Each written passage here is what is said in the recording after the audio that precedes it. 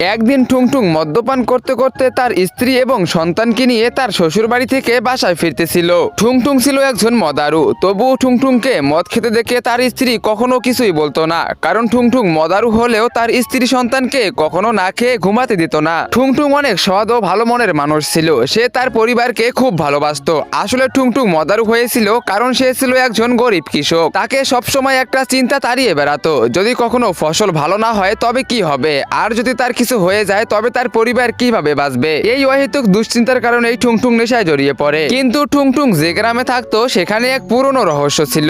গ্রামের বাইরে একটি পুরনো হাবিলি ছিল এবং সেই বাড়ির ভিতরে রাখা ছিল এক বিশাল আয়না, যার ভিতরে কেবলমাত্র খুটখুটে অন্ধকার। গ্রামের লোকে বলতো সেই আয়না চেহারা নয়, বরং মানুষের উদ্দেশ্য দেখে এবং তার ভবিষ্যৎ দেখায়। কথিত আছে বহু বছর আগে এক ব্যক্তি যখন সেই আয়নার কাছে গিয়েছিল, আয়নাটি তাকে নিজের ভিতরে টেনে নিয়ে গেছিল। সেই থেকে বছরের পর বছর ধরে কেউ ওই বাড়িতে ঢোকার বা আয়নাতে উকি দেওয়ার মতো সাহস করতে পারেনি। কিন্তু একদিন টুংটুং সেই পুরনো হাবিলির পাশ দিয়ে নিজের ক্ষেতের দিকে যাইতেছিল। হঠাৎ তার নজর পড়ে ওই পুরনো বাড়িটির উপর। সে ভাবতে লাগলো, যদি এই হাবিলির ভিতরে থাকা আয়নাটি মানুষের ভবিষ্যতে দেখায় তবে লোকে একে এত ভয় পায় কেন।